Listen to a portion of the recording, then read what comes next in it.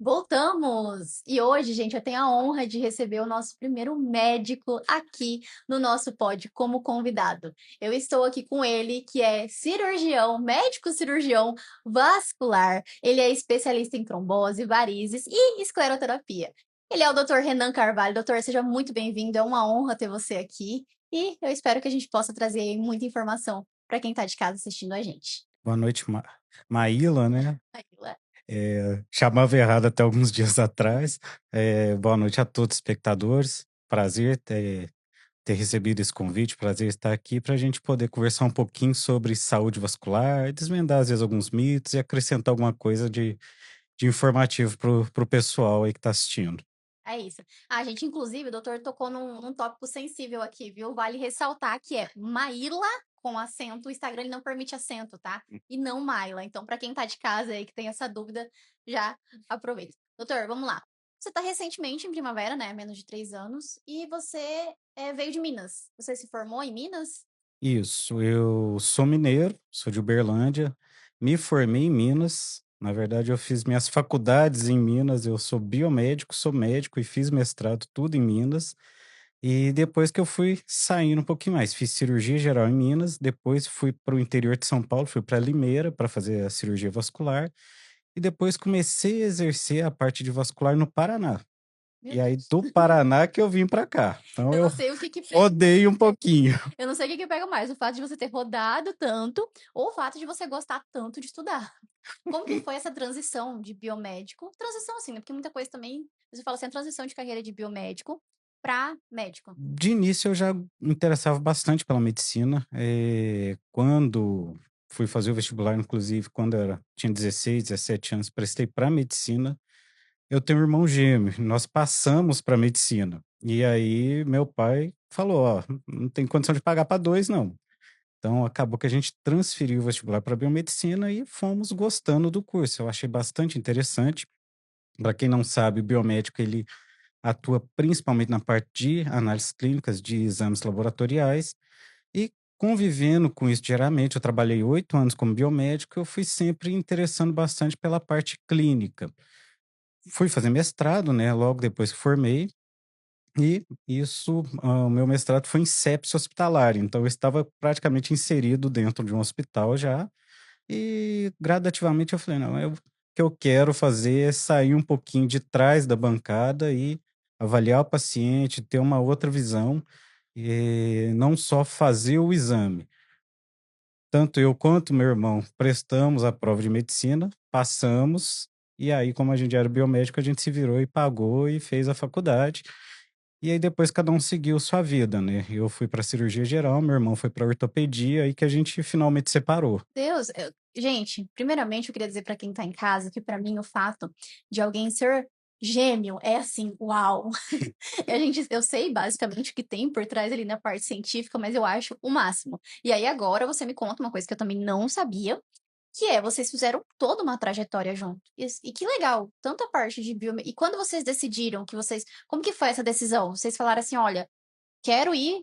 Como é que foi? Basicamente quero ir, você quer ir também? Como que foi? Na verdade, foi meio que eu fui puxando, ele foi junto. Aham. Quando eu falei que ia transferir o vestibular para biomedicina, e eu falei primeiro, ele falou: "Não, eu vou fazer também". No mestrado, acabou que nós prestamos a prova junto, ele passou primeiro, e aí eu fui logo em seguida, 6 meses depois. Nisso eu fui trabalhando já no num laboratório e depois continuei trabalhando. E quando ele já tinha terminado o mestrado, inclusive ele estava rodando já e veio tentar a vida aqui no Mato Grosso, lá em Confresa, mas só que a situação isso são uns quase 20 anos atrás, era bem diferente. Aí eu falei: "Ah, eu não me senti tão bem assim na parte de pesquisa". Eu falei: "Ah, eu não sei se eu vou querer fazer um doutorado, eu acho que eu vou tentar medicina, eu acho que tem mais a minha cara". E quando eu falei que ia prestar a prova, ele resolveu também, falou: "Ah, aqui no Mato Grosso não estava dando muito certo mesmo", voltou para Minas, fizemos a prova, coincidentemente passamos, e aí a gente falou: "Não, então Fizeram toda a jornada junto. vamos continuar junto aí mais um tempo, porque E em tá". algum momento cruzou ali o fato de você, da especialidade? Especialidade ou especialização? A especialização é um é Coisa. é uma coisa. Na verdade, assim, quando você tem a especialidade é o que você exerce, né, a especialização é um tipo de formação, geralmente é uma formação mais rápida, mais básica, diferente de uma residência. A residência geralmente leva 2, 3 anos, uma especialização leva 6 meses, às vezes Entendi. 1 ano. Quando eu quis dizer foi sobre a especialidade, então. Em algum momento vocês quiseram fazer algo próximo ou não? Realmente, durante a faculdade vocês já viram assim: "Não, É, na verdade, assim, quando você sai da faculdade, você sai mais perdido do que você tudo. quer fazer Pelo tudo menos a grande maioria eu acho que sai bem perdido. No meu caso, no nosso, né, a dúvida e algumas pessoas até falavam: "Ah, para vocês é fácil, vocês vão fazer patologia clínica", porque o médico patologista é quem geralmente trabalha dentro de um laboratório. Falei: "Mas eu fiz outra faculdade de 6 anos para cair no mesmo lugar, pra não pra querer para sair". fazer a mesma coisa, que eu já estava fazendo". Eu falei: "Não, não faz sentido". Então, assim, o que que a gente via? Que a gente gostava de cirurgia. E aí, nisso, eu achei que a cirurgia geral, para mim, encaixava melhor, e meu irmão, acho que ele estava meio perdido. Ele pensou em cirurgia geral uma época, teve uma prova que eu acho que ele até tentou para ginecologia, mas no fim, eu acho que ele se encontrou mais na ortopedia mesmo. Ele é ortopedista ou cirurgião ortopédico? Os 2, na verdade, o ortopedista aí eu não sei exatamente se tem algum ortopedista que não opera, Aham. mas a grande maioria eles Fez fazem faz cirurgia, sentido, gente, realmente. mas o meu irmão ele depois especializou em quadril, então hoje ele é ortopedista cirurgião de quadril. Uma coisa que vocês têm muito em comum, assim, e inclusive me deixa curiosa saber da onde veio, se veio às vezes dos pais de vocês ou e provavelmente a parte de estudar, né, porque, meu Deus, Então, passar na toda verdade, eu noite estudando. também não sei de onde que veio, porque meus pais não eram muito de estudar. E assim, vocês, pelo visto, também dormiram no formal, porque se for contar tanto tempo de especialização, faculdades, né, porque não foi só uma, muita coisa, né? Dá uns bons anos Então, pra entrar só de só de graduação aqui foram 17 anos. Meu Deus, gente. E aí, quando que você fez a transição, né, da parte da cirurgia geral para a parte da cirurgia vascular? Então, quando a gente faz a formação de cirurgia geral, você já vai passando nas especialidades. Então, a residência é aquele treinamento que você vai pegando o geral de algumas áreas. Então, a gente passa em estágios, né, na cirurgia plástica, na vascular. O hospital onde eu fiz, o pessoal da cirurgia cardíaca acabava, às vezes, você estava lá à toa, você falava: "Ah, não quer entrar aqui, não quer acompanhar uma cirurgia aqui com a gente e tal". Então, não era o foco da cirurgia geral entrar em cirurgia cardíaca, mas eu acabava entrando. Então, para mim, depois eu fui vendo, e aí a gente tem que ver assim, o que que eu quero para minha vida. E o que eu acho interessante da vascular é que ela me dava mais opções. De todas as que eu tinha vivenciado lá, urologia e tal, porque o vascular você pode trabalhar com várias coisas, assim, você pode ter tem vascular que só atende consultório, que aí seria a parte da angiologia, é aquele que só faz a parte clínica. Você tem a parte da cirurgia, então você pode entrar em campo, operar mesmo o paciente. Tem a parte de endovascular, que é a parte de cateterismo, que aí você pode tratar os pacientes de uma forma menos invasiva. Tem a parte de estética, que é escleroterapia, laser, tratar vasinhos, tratar veias. Tem a parte de Doppler, de fazer ultrassom, então tem vascular que só faz Doppler. A vida dele é fazer ultrassom.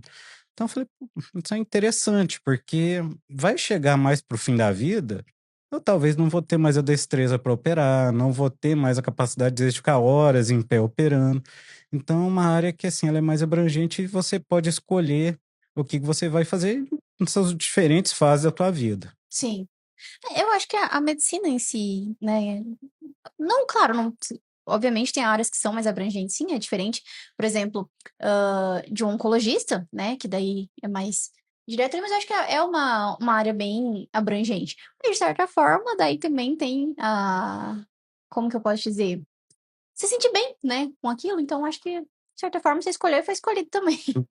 Doutor, e entre essas várias áreas que a parte de cirurgia e a parte vascular traz também, as que você citou, você trabalha praticamente com todas. Hoje eu já estou fazendo um pouquinho menos, assim, trabalho com todas, mas um pouquinho menos com a parte de cateterismo, a parte de endovascular. por conta da estrutura, né, eu sempre morei, assim, em cidades menores, quando eu fui para o Paraná, eu estava em cidades menores que não tinham hemodinâmica à disposição, inclusive uma das cidades que eu morei foi Guarapuava, tá nessa briga para abrir uma hemodinâmica lá já tem mais de 20 anos. E quando eu vim para Primavera, aqui tem a hemodinâmica, a gente tem 2 hospitais com hemodinâmica, mas elas são mais voltadas para a parte cardiológica, então acaba que não tinha muito material para endovascular. Até tive a chance de tentar implementar, mas também acaba que faltou algumas parcerias, alguma coisa assim, principalmente do SUS, Sim, dos hospitais terem essa parceria com o SUS, né, que é o que gera movimento mesmo, para que a gente conseguisse trazer alguns materiais e tal, porque se não tem uma demanda e são materiais caros, geralmente o hospital não vai investir. Então sim. acaba que você deixa de fazer o procedimento, é muito mais barato, às vezes você encaminha o paciente para Rondonópolis, para Cuiabá, Ok. então essa parte eu comecei a deixar um pouquinho mais de lado. Sei fazer, gostava bastante de fazer, mas hoje o que eu trabalho é basicamente no consultório mesmo e com cirurgias abertas, principalmente cirurgias venosas, né. Sim, da parte vascular. E entre esses que você atende, quais hoje você mais atende, que é o seu público maior? Não, o foco maior que chega bastante são varizes, são doenças de veias, né. Porque o paciente e às vezes até alguns colegas têm uma dificuldade, às vezes, de entender quando a gente fala veia, o pessoal generaliza, fala: "Ah, eu tenho um problema de circulação", mas na verdade dentro da circulação a gente tem veias, tem artérias e tem vasos linfáticos. Eu brinco com meus pacientes, são encanamentos diferentes, então o tratamento é totalmente diferente. Então, uns 80% do que chega são varizes, são veias, são doenças, mais prevalentes, principalmente mulheres e tal, que é o que mais a gente atende no consultório. E por falar em varizes, né, hoje em dia as pessoas pensam que a parte, né: "Ah, eu tenho uma variz e eu quero não faz diferença ela tá aqui, é só estética", enfim, esse é um mito muito grande, né, doutor, que a parte de varizes é só estética. Isso, na verdade, acaba que assim, como é uma doença, o problema é que assim, a varizes a pessoa às vezes não entende como uma doença, mas na verdade é uma doença, é reconhecido como uma patologia, é uma doença crônica e é uma doença gradativa, ela vai evoluir. Em algumas pessoas mais rápido, outras menos, aí depende um pouco de característica de cada um, questões genéticas, do dia a dia da pessoa, mas geralmente ela começa alguns vasinhos menores, normalmente não dói, esses vasos vão evoluindo, só que às vezes, mesmo com a veia crescendo, mesmo que ela ficando dilatada, evidente, às vezes a pessoa não sente dor. Então ela fala: "Ah, pra que que eu vou mexer nisso se eu não sinto nada?". Isso aqui aí leva para isso. Ah, é só estética. E também alguns planos, alguma coisa quando você fala de fazer um tratamento, às vezes, menos invasivo, alguns plano de saúde, alguma coisa, fala: "Não, não vou cobrir isso aí porque isso é estético". Então tem essa dificuldade, às vezes, Preconceito. do paciente assimilar que, assim, isso é uma doença. E como uma doença, ela vai evoluir, vai piorar e pode trazer algumas complicações grandes. E antes da gente falar dessas complicações, doutor, que, né, podem chegar ali, vamos falar dos sintomas? Quais sintomas silenciosos que as pessoas sentem no dia a dia para quem tem ali varizes e às vezes ela nem imagina que pode estar vindo de uma variz?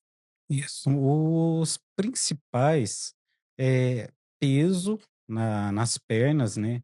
Então a pessoa fica o dia inteiro em pé ou com a perna muito para baixo e acaba que chega no fim do dia com aquela perna pesada, aquela perna cansada. Em alguns casos ela começa a ter um formigamento, então o paciente sente aquela tem aquela sensação de como se tivesse uma formiguinha e tal. Tem alguns pacientes que não sabem relatar isso direito, às vezes fala: "Ah, doutor, parece que tem um bicho andando dentro da minha perna aqui que eu não sei o que que eu faço". Muito calor, inchaço, mas é um inchaço, assim, principalmente do joelho para baixo, não é um inchaço tão localizado, igual às vezes o paciente que tem uma artrose, alguma coisa, tem aquela inchaço só no tornozelo. Geralmente o paciente de variz, ele incha, começa no pé, tornozelo, mas depois vai evoluindo para a perna e principalmente assim, esse incômodo de chegar em casa, geralmente a pessoa faz as coisas do dia a dia, trabalha e tal, e chega em casa fica com aquele incômodo que ela fala: "Não sei onde eu ponho minha perna. Nada que eu faço parece que melhora". Aquela coisa, a hora que a pessoa tenta se desligar, que ela vai perceber o problema mesmo. E quando aí passa dos sintomas, aí já começa às vezes a estourar vasinho, então aí às vezes já começa a se tornar uma coisa mais visual. Então aquela paciente que às vezes, de repente tá olhando a perna e fala: "Ah, mas começou a aparecer um vasinho um pouco mais grosso aqui, aqueles vasinhos roxinhos e tal". Às vezes eles aparecem antes dos sintomas ou às vezes a pessoa tem os sintomas primeiro e depois começa a estourar os vasos. Então às vezes a pessoa acha que é só cansaço do dia a dia. "Ai, trabalhei muito. Ai, fiquei muito em pé". Isso, é aquela coisa. Tem o cansaço do dia a dia, mas assim, quando você trabalha, faz alguma coisa fora do normal, ou que você, aquele dia te exigiu um pouquinho mais, e tal, tem um certo cansaço, é normal. Só que você está fazendo a tua rotina do dia a dia, que você conseguia cumprir bem, você chegava em casa, estava tranquilo, não sentia nada, e de repente você começa a sentir um incômodo que é meio que desproporcional. Fala: "Mas não mudei nada na minha rotina, não mudei nada na minha vida. Por que que agora eu tô sentindo isso? Por que que minha perna agora tá mais cansada? Por que que minha perna tá inchando?" Principalmente, final da tarde, nos dias mais quentes, alguma coisa que a pessoa sente mais, porque o calor faz uma vasodilatação. Então, a gente tem muitos problemas, assim, em cidades mais quentes, o pessoal já percebe um pouquinho mais. Esquentou um pouco, já tem aquela temperatura, a perna está incomodando mais do que incomodava antes. Então, esses são alertas que, assim, é bom investigar, é bom dar uma avaliada, porque se for alguma coisa relacionada a veias, a gente consegue tratar mais no início. E tudo quanto é doença, se você tratar mais no início, fica mais fácil de ser tratado. Além do tratamento, né, também a evolução. E por falar em evolução, doutor, o que eu gosto de perguntar para o médico, na dada situação, o que de pior pode acontecer? Então, o pior, quando a varize já tem um nível mais elevado, o paciente já tem uma doença mais instalada, um dos piores é a trombose, que acaba que é o medo de muita gente, porque quando a gente tem um vaso dilatado, eu gosto de mostrar para o paciente, assim, para ficar um pouquinho mais didático, tentar entender, porque assim, a veia é como se fosse um cano, e dentro desse cano o sangue vai circulando. Ela tem uma certa pressão lá dentro, então esse fluxo, e ele é unidirecional, ele tem que ser de baixo para cima. A veia faz a drenagem, a gente tem as artérias que levam o sangue do coração para os membros, e depois que eles chegaram lá, eles têm que retornar. Dentro da veia, a gente tem válvulas que ficam voltadas para cima. Então, quando o sangue vai passar, essa válvula abre, o sangue passa, e na hora que ele vai voltar pela gravidade, né, ele bate na válvula, a válvula fecha. E aí esse sangue ele começa a ir só para cima. Quando a veia dilata, as válvulas estão grudadas na parede da veia, elas afastam. Então ela abre, o sangue sobe, na hora que vai voltar, ela até fecha, mas ela fica com espaço. Esse sangue que fica mais tempo represado, ou seja, ele começa a circular mais devagar, sangue não foi feito para circular devagar. Ele começa a ativar fatores de coagulação. E aí, essa coagulação pode formar microcoágulos que vão raspar na parede da veia e causar um processo inflamatório, que é uma flebite, ou eles podem formar um coágulo grande mesmo, que é a trombose. E aí, a trombose, você entupir um vaso de drenagem, é uma situação já um pouco mais grave. Aí o paciente vai ter um inchaço intenso, vai ter uma dor grande na perna, uma dificuldade até de locomover. Em alguns casos, uma trombose extensa pode causar um inchaço tão grande na perna que a própria musculatura, tudo que vai ficando meio que imprensado, que a gente chama de síndrome compartimental, pode cortar o pulso arterial, inclusive levar a amputações. As amputações por doenças de veia são raras, mas seria uma coisa mais extrema, que é a trombose evoluindo para uma doença que a gente chama de cerúlia. Não é uma coisa muito comum da gente escutar. E outra coisa que também a varize pode fazer, porque assim, à medida que a veia vai crescendo, ela vai aproximando da pele. Aquele trauma, ela crescendo e a pele como uma barreira, ela vai raspando ali, ela pode causar úlceras, ela pode abrir feridas. Então, o estágio final da varize, e a gente tem as classificações de varize, então as últimas é quando ela já abre aquelas feridas, são as feridas extensas, difíceis de tratar também, porque geralmente é um paciente que deixou a doença evoluir de uma forma não muito boa, né? Entendi. E assim, eu escutando isso eu fico, vou dizer apavorada, porque eu até alguns dias atrás, antes de nós conversarmos, né, eu jurava que era só a parte estética. Então, porque geralmente a gente vê as mulheres ali, enfim, tem uma coisinha ou outra. Eu achava que era uma parte genética, sabe, estria, celulite, pode ter uma parte estética, mas a gente tá falando aí de algo muito sério. Doutor, por falar em trombose, né, que seria um dos piores situações ali, a trombose, ela não vem só das varizes. Não, na verdade a gente pode ter trombose em qualquer vaso. A gente pode ter trombose nas artérias e pode ter trombose nas veias. A trombose arterial é o mais grave. Aquilo que o que que acontece quando a pessoa fala trombose hoje, é, acho que não só hoje, mas já tem algum tempo, a pessoa, primeira coisa, vai procurar informação na internet e uma das primeiras coisas que vem é aqueles pacientes sem perna, sem membros e tal. Então, assim, a trombose arterial, quando você corta a nutrição para um membro, é o que leva à perda do membro. Então, quando o paciente tem a. E geralmente, se são pacientes diabéticos, fumantes, já tem uma outra doença instalada antes de evoluir para essa trombose, acaba que essa evolução é muito rápida. Então, o paciente com a doença arterial que evolui para trombose, você tem um prazo, dependendo de perna, até 6 horas para revascularizar uma perna dessa, para tentar tirar esse trombo ou fazer um desvio antes dele perder o membro. A trombose de veia, ela é mais tranquila em termos, geralmente ela é tratada com remédio, mas aí que tá, a gente tem veia no corpo todo, então qualquer veia pode ter trombose. Uma trombose, em uma veia na perna, o tratamento é de um jeito, uma trombose numa veia do braço, o tratamento é de outro, uma trombose cerebral é totalmente diferente, então a gente Eu pode tenho como ter ver no cérebro também, tem gente. também. Tá É me é lembrando um sobre negócio músculo, tem é complicado, mas assim, no geral, as tromboses elas têm um tratamento, relativamente simples. A gente consegue, na maioria das vezes, controlar com medicamentos, então não e precisa desesperar tanto. você falou controlar. Tem cura ou é só o É controle? porque, na verdade, a trombose, quando a gente faz um trombo, o teu organismo vai resolver isso depois. O próprio organismo vai dissolvendo esse trombo.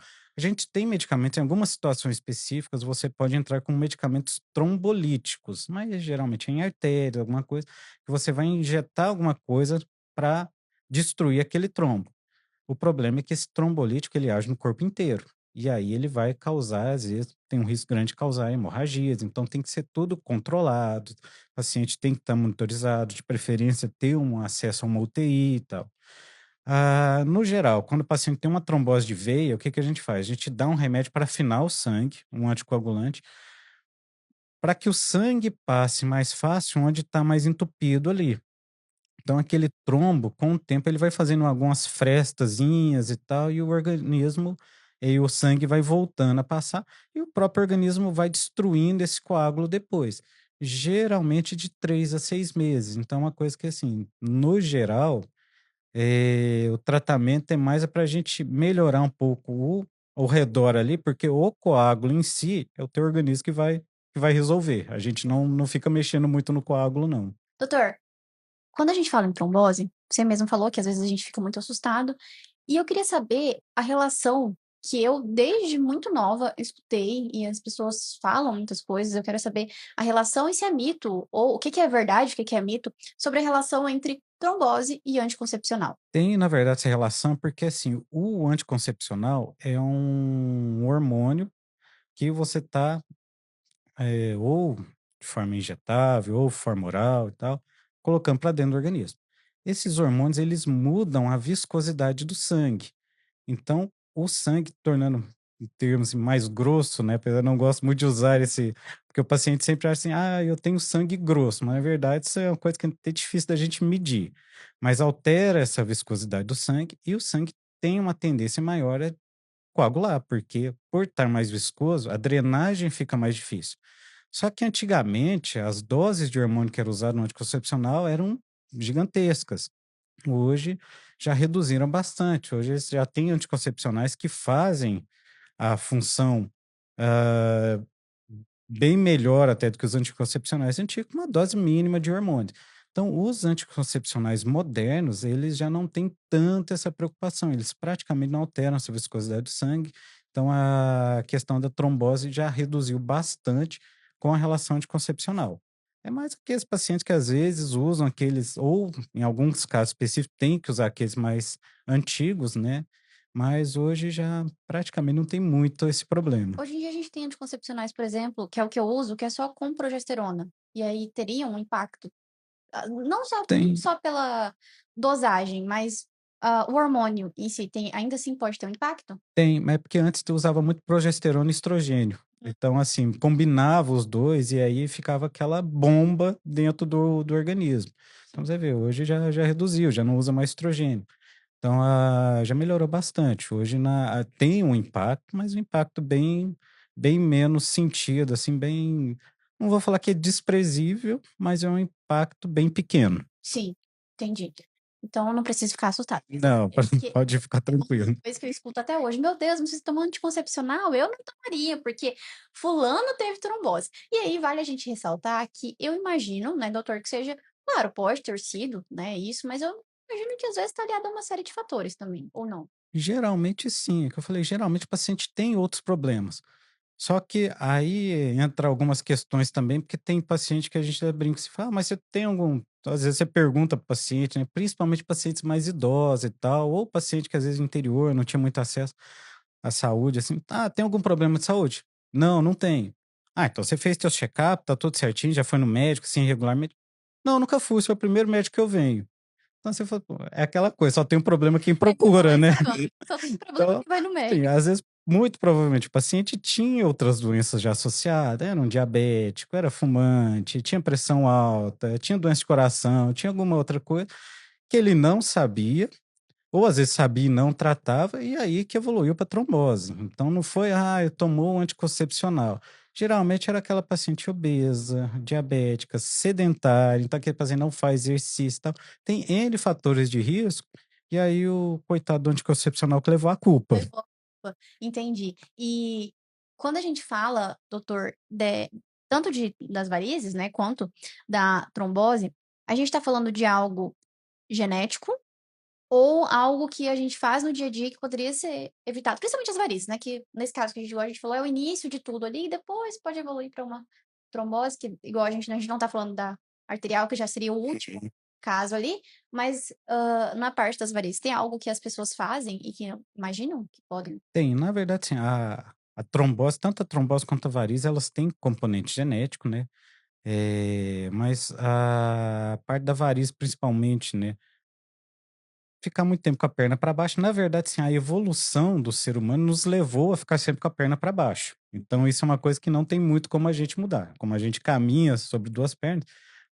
então é uma coisa nítida, assim, a gente não tem varizes nos braços. Ninguém vê tratando varizes, tá? Pode ter uma veia dilatada, alguma coisa assim, alguma aneurismazinho e tal, né, Então, mas varize no braço a gente não tem. entendi. Eu ia Porque o perguntar. fluxo aqui é muito mais rápido, então para ele ir e voltar, não tem tanto interferência, assim, da questão da gravidade, como tem nas pernas. A gente está sempre com a perna para baixo. Então, se a gente fica muito em pé, o sangue tem que voltar contra a gravidade, tem que fazer um esforço grande para voltar, então isso é um problema. Que a gente fica muito sentado, além de estar com a perna para baixo, chega ali no joelho, tá com um ângulo de 90 graus, que a gente fica com a perna meio dobrada, já dificulta a drenagem, e chega aqui na virilha, a barriga fica pegando aqui na ilíaca e na femoral, que são veias de drenagem também, que vão receber sangue da perna, também dificulta a drenagem.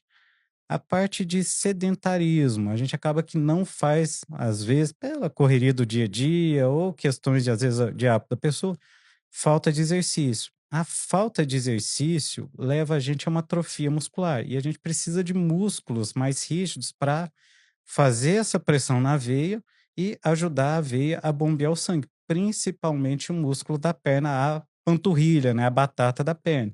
Então, sedentarismo, falta de outra coisa, às vezes a gente não hidrata adequadamente. Quanto menos água, mais o sangue fica viscoso, acaba dificultando a drenagem. Então, sedentarismo, não hidratar adequadamente, ficar muito com a perna para baixo, jornada extenuante que a gente acaba não dando as pausas, repousando, tudo isso leva a gente a vir a desenvolver varizes, assim, piorar, e isso, assim, quem tenha a questão genética. Então, a pessoa geralmente tem um componente genético envolvido, ela só vai ter uma predisposição um pouquinho mais, assim, vai antecipar um problema, se ela fizer essas coisas erradas, ela só vai antecipar um problema que em algum momento da vida provavelmente ela já teria. Quem não tem a genética de varizes, às vezes, mesmo fazendo esses erros todos, às vezes não vai desenvolver varizes. Entendi. Mas raramente alguém que tem a genética, raramente não significa nunca, mas raramente alguém que tem a genética vai apresentar as varizes se elas fizerem tudo isso que você citou. E se a pessoa se cuida, se a pessoa faz exercício, se a pessoa consegue. Às vezes, assim, tem que ficar muito com a perna para baixo, beleza, mas põe uma meia elástica, por exemplo, aquelas meia bonita pra caramba, né, que todo mundo gosta, ainda mais no Mato Grosso, aquela Nossa, que quase não esquenta, mas as meias, assim, evoluíram bastante, tá, elas agora têm cores diferentes, têm tecidos melhores, então elas conseguem, permitir uma transpiração melhor, então, pessoa usar meia elástica, fazer exercício, se hidratar bem, mesmo que ela tenha genética, ela vai demorar mais a desenvolver varizes. Uma coisa que, assim, geralmente a varíola está associada não só à questão genética, mas também à questão hormonal, principalmente sexo feminino. Então, maior incidência de varíola são mulheres por causa de estrogênio e progesterona. Tem a questão da gestação, que é uma coisa que infelizmente não tem jeito, né? À medida que tá, a gestação atrapalha bastante essa parte, então o útero, no final da gestação, no terceiro trimestre, ele começa a comprimir muitas veias pélvicas, né? Principalmente ilíaca, femoral, e cava, e dificulta muito essa drenagem. Então, assim, a pessoa se cuidando, ela vai ter uma chance menor, mas falar que assim, provavelmente em algum momento da vida vai ter varizes. E aí entra outra coisa também, a idade. Infelizmente, à medida que a gente envelhece, as veias envelhecem também. Então, depois dos 50 anos, as veias já vão ficando mais frágeis, né? Um pouquinho mais flácidas. E depois dos 60 anos, aí sim é que elas começam a ter uma fragilidade muito maior. Por isso que é bem frequente a gente ver aqueles idosos e tal, que tem aqueles vasinhos que qualquer coisa, assim, parece que se encostou nele, já até estoura. Você olhou para o vaso um pouquinho torto, ele já estoura. Então, esse paciente começa a ter muito hematoma, aquelas veias mais aparentes. Então, é paciente que às vezes fala: mas eu sempre me cuidei, eu nunca tive isso. De repente, estourou esse tanto de veia. Você vai ver, a paciente está com 60 anos, 60 e pouco. E hoje o pessoal está, assim, pelo menos eu vejo bastante pacientes acima de 60 anos fazendo exercício, se cuidando e tal. Mas não tem como. Aí daí, na idade, infelizmente, não tem como a gente não correr. chega. E quando você fala que as veias envelhecem, doutor, eu imagino, minha parte leiga, imagina elas ficando mais enrugadinhas ou não? Elas. Não, a parede delas fica mais frágil. E aí, por ficar mais frágil, imagina o sangue tá lá fazendo pressão, aí elas começam a ficar um pouco mais tortuosas. Sim. Quando a gente tem uma veia, porque a varize, a definição de varize mesmo é aquela veia tortuosa, dilatada e tal. Então, assim, quando a veia tá ruim, quando ela tem aquele afastamento das válvulas, ela não tá conseguindo fazer a drenagem de uma forma adequada, o sangue vai ficando mais tempo parado dentro dela e para acomodar esse sangue, ela vai fazendo umas curvas. Então, assim, uma veia normal ela é reta. Começou a fazer curva demais, já não está funcionando muito bem. E essa parte, quando aparece uma, às vezes ela vai voltar ao normal sozinha ou não? Só. Não, depois que a veia já dilatou, ela não volta mais. Então, a Aí, eu, tendência, se a pessoa tem uma varize, ela. Me corrija só, por favor. Variz ou varize? na verdade, os dois são aceitos. Que bom, porque eu pesquisei. E eu falei varize, e você falou varize, e eu falei, meu Deus. Mas, então, por exemplo, se hoje aparece uma, não, mesmo que eu esteja me limitando, depois que eu queira reverter, correr atrás do leite derramado, não tem como mais. Não, aí, assim, os tratamentos é para a gente evitar que as outras veias Entendi. fiquem sobrecarregadas e tal e virem varizes. Mas aquela que já dilatou, aquela que é varicosa, ela só vai sair se você fizer algum procedimento. Ou você vai secar, ou você vai fazer laser, ou você vai operar, mas tem que mexer. E aí, quando a gente entra na parte dos procedimentos, que é a escleroterapia, esses procedimentos, eles retornam à saúde da veia ou ela só vai ali garantir a maior. Claro, você vai acompanhar mais de perto, né, o resto do corpo, o resto do progresso da doença, mas ele é para a parte estética e ajuda no progresso ou ele seria mais para a parte estética? Ele é para um tratamento. Na verdade, quando a veia tá ruim, e a gente vai fazer optou por fazer uma escleroterapia. Quando a gente fala escleroterapia, é aquela popular secagem de vasos, né. A escleroterapia, na verdade, você pode secar o vaso com vários componentes. Você pode injetar uma espuma, você pode injetar um polidocanol, uma glicose, etamolim, tem vários esclerosantes que a gente pode usar, mas em todos a ideia é que a gente vai injetar alguma coisa dentro da veia, que vai grudar na parede da veia e vai levar a uma inflamação. Então o que que a gente está querendo? Destruir aquela veia que está ruim. Eu te falei, ela não vai voltar mais, ela não tem recuperação, então a gente tem que eliminar aquela veia. Então vamos supor que aqui são todos veias aqui nos meus dedos, né. Essa aqui tá ruim, a gente elimina ela. Ah, mas o sangue que vinha para cá e agora? Ele vai vir para essa, vai vir para essa, vai vir, então a gente vai tratar aquela que já não está funcionando, para ao invés do sangue vir para cá e fazer com que ela continue piorando, ele já não vai mais ter esse trajeto aqui. Vai se concentrar onde ele Com o tempo, às vezes por isso que, assim, tratamento de veia é para o resto da vida. Com o tempo, essas veias aqui pode ficar sobrecarregada. Ah, essa aqui começou a ficar ruim? Beleza, vamos tirar ela. Ah, tratei tudo, acabou minhas veias aqui. O sangue vai achar o sistema mais profundo. Tem veias perfurantes que ligam o sistema superficial com o sistema mais profundo. Quando ele cai no sistema mais profundo, aí são veias maiores, que conseguem absorver um fluxo maior de sangue, e aí essa drenagem vai sendo ajustada. Então, um tratamento que é crônico, na verdade, para o resto da vida. E aí, às vezes, assim, tratamento a gente tem medicamento, tem as escleroses, tem laser.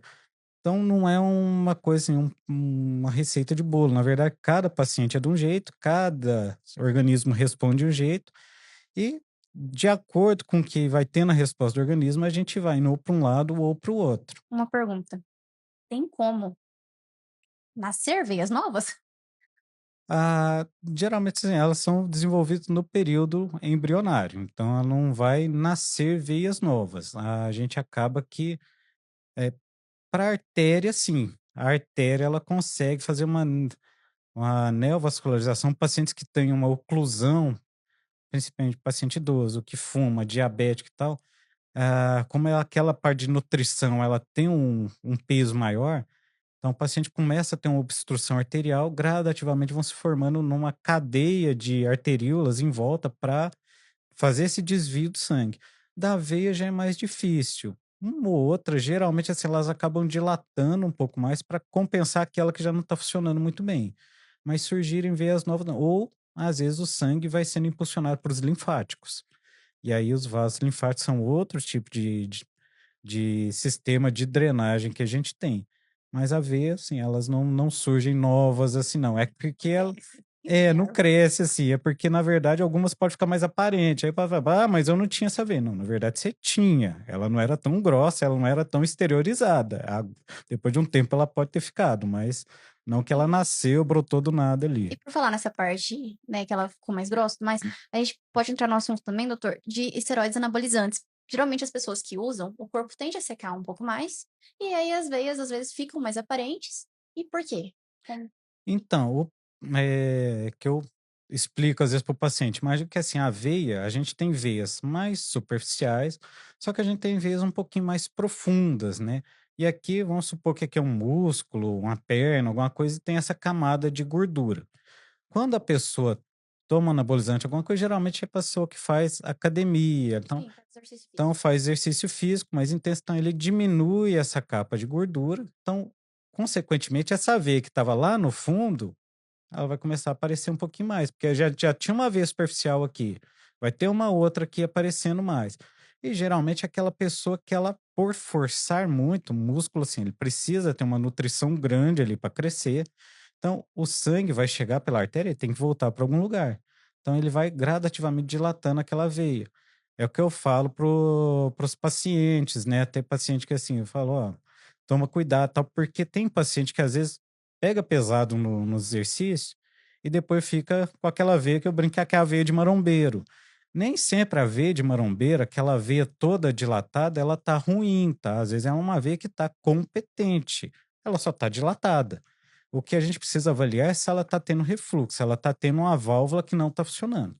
Geralmente a gente vê isso assim, quando ela começa a ficar tudo tortuosa, aí é uma veia varicosa.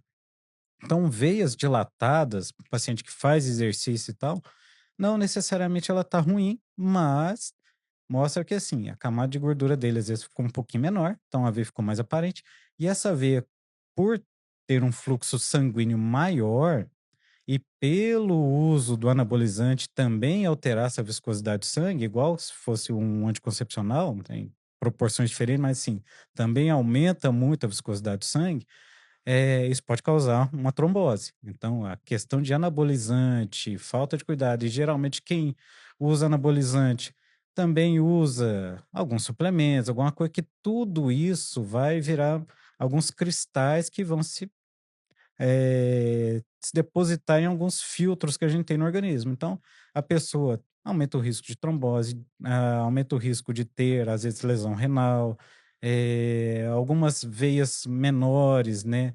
Elas podem ficar muito sobrecarregadas. Você tem uma dilatação de veias em alguns órgãos, principalmente sim, cérebro, alguma coisa que a cabeça não expande. Se a veia começar a dilatar muito, vai dar algum problema. Então, não é o indicado, mas acontece sim de o anabolizante levar isso aí, mas por conta disso, a veia fica mais evidente por uma sobrecarga daquele músculo, então precisar de uma drenagem maior e por conta de perda dessa gordura que tem lá que às vezes ficava encobrindo a veia. E essa parte dos esteroides e o fato de, às vezes, sobrecarregar essas veias pode dar, imagino que deva dar problema diretamente no coração? Ou. É porque assim, o canamento tá todo interligado. Então, provavelmente, esse fluxo aumentado vai gerar uma sobrecarga no coração, pode, faz o coração ficar.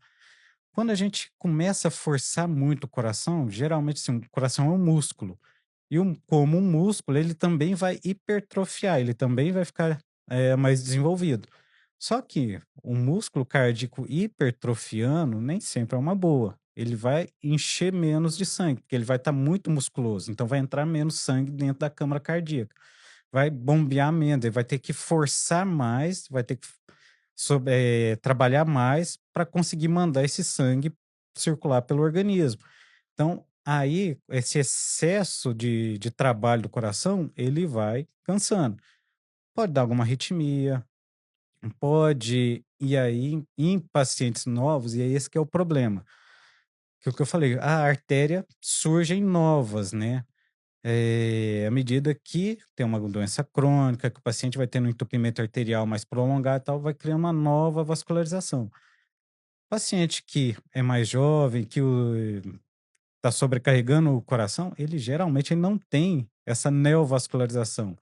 Se o coração dele começa a falhar, não dá tempo de formar outras artérias. Então, geralmente, é aquele paciente que vai evoluir para um infarto fulminante. Mesmo Por isso, eu jurava que era o contrário, eu jurava que quando nós, pelo fato de nós sermos jovens, nós tínhamos mais recursos, vamos dizer assim. na verdade, não. Na parte do coração, sim, tem mais recursos. Mas não sei se já viu alguns casos, né? Às vezes o paciente tem avô, alguma coisa. Ah, meu avô infartou 3, 4 vezes e tá lá o senhorzinho de boa, como se nada tivesse acontecido. Aí, às vezes, aqueles jogadores de futebol que desmaia em campo e tal, pô, infartou e morreu na hora. Inclusive tem acontecido muito, né, doutor? Pois é, por conta. Inclusive muitas pessoas, nós até associamos a alimentação e tudo mais, mas parando para pensar, eu acho que o uso dos esteroides sem essas informações faz todo sentido, porque você vê muitas vezes pessoas que estão correndo na esteira, pessoas, sei lá, 24, 25, 29 anos, e as pessoas infartaram, um infarto fulminante. Isso, porque assim, o coração, basicamente, o que nutre ele é a coronária. Entupeu a coronária, não vai ter uma substituta. E aquele paciente idoso, assim, ele tem a coronária ruim de tempos, ele veio e evolui. Então, o organismo pensou assim, pô, tô tentando mandar o sangue para essa coronária aqui, não tá indo. Ah, vamos criar uma nova, vamos aquela coisa assim, se a estrada principal não tá indo, vamos pela estradinha de terra ali, vamos fazer um desvio ali e tal. Então vai se criando novos ramos menores, não tão importantes, não com a mesma capacidade de nutrição que tem uma coronária, por exemplo, mas que consegue nutrir boa parte do músculo. Então, quando o paciente mais idoso infarta, geralmente ele morre em uma parte só do músculo cardíaco. O restante já estava tendo fluxo de outras Ele já tinha feito toda arterias, essa né, limitação, né. ele já tinha feito. O organismo é inteligente, ele tenta sobreviver de todo quanto é jeito. Então, ele já fez o que a gente fala de bypass, né, que a gente fala desvio. Uma ponte de safena, por exemplo, é um bypass, é um tipo de desvio. O organismo já fez isso naturalmente. Uma perna, alguma coisa que o paciente tem aquela circulação ruim e tal, naturalmente o organismo vai fazendo esses desvios.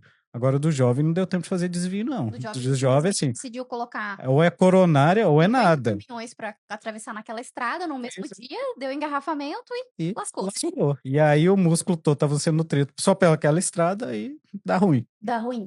E, doutor, nesse caso, em jovens, e nessa parte vascular, e vamos falar, ainda nessa questão dos esteroides, geralmente é silencioso ou não? É porque geralmente é uma pessoa rígida, a grande maioria dos que usam esteroides são pacientes que estavam pessoas que estavam bem de saúde, que começaram a usar esteroides sem muita orientação, então usa em doses que ninguém sabe exatamente que dose que ele está usando, então não é, nem sabe se o cara teria necessidade ou não. Na grande maioria das vezes a pessoa não precisaria disso. Por exemplo, pegar um jovem de 25 anos, precisa repor testosterona? Nossa, será que ele não está produzindo o suficiente? Às vezes só se alimentar bem, sair do Então, celular, se se ele exercitar. tivesse exercitado, se ele tivesse alimentado, se ele tivesse tido uma vida, na verdade, assim, a grande maioria. E aí o cara tá fazendo academia. eh, Às vezes também sem orientação de um especialista, sem ter um educador físico. Então o cara está sobrecarregando o organismo dele sem saber que está sobrecarregando. Está usando um esteroide, está usando um medicamento que ele não precisaria usar. Numa dose que nem ele, nem ninguém sabe o que, que ele está usando, porque ele não foi num médico, ele não foi orientar, não teve ninguém que orientou ele qual seria a dose, se realmente seria preciso e qual a dose que seria necessária. Então, é um paciente que ele tá fazendo tudo, assim, meio que de É o dobro do orelhada. desastre, gente. Então, a chance de dar errado é muito grande. É quase, olha quem diria, quase 100%. É. Doutora, a gente tá aqui no final da entrevista já, foi um prazer. E eu queria que antes da gente encerrar, você contasse pra gente onde você atende e, mais uma vez, né, reforçar as suas especialidades para o pessoal que tá em casa. Então, novamente eu agradeço o convite, para mim foi uma honra estar aqui. A gente acaba, às vezes, conversando até bastante coisa, né, que eu falei para ela antes, a gente sempre fica um pouquinho nervoso, né, mas, Faz parte. espero ter conseguido passar algumas informações e ter ajudado alguém. Eu atendo na clínica Vitalux, lá na Avenida Davi Riva, número 1052, de frente ali para a Escola 13 de Maio. Faço a parte de angiologia, que é a parte clínica dos vasos, né? Então, a parte vascular, a parte de tratamento clínico, medicamentoso, creme, meia, essas coisas. Parte de cirurgia vascular, cirurgias tanto de veias quanto de artérias. E a parte de endovascular também, ainda atuo um pouquinho na parte de cateterismo, da parte de circulação arterial periférica, não a parte cardiológica. A parte cardiológica aí a gente deixa para os cardiologistas mexerem. Cardiologista, gente. Doutor, muito obrigada, foi um prazer. Pessoal que tá em casa, a gente vai dar uma breve pausa e daqui a pouquinho a gente volta com Gustavo Anese, que é contador e tem aí especialidade na parte tributária e vai te ajudar aí. Se você tem o seu negócio, você está apavorado, já está aí por dentro da reforma tributária. Esse próximo episódio você não pode perder. Então, daqui a pouquinho a gente volta.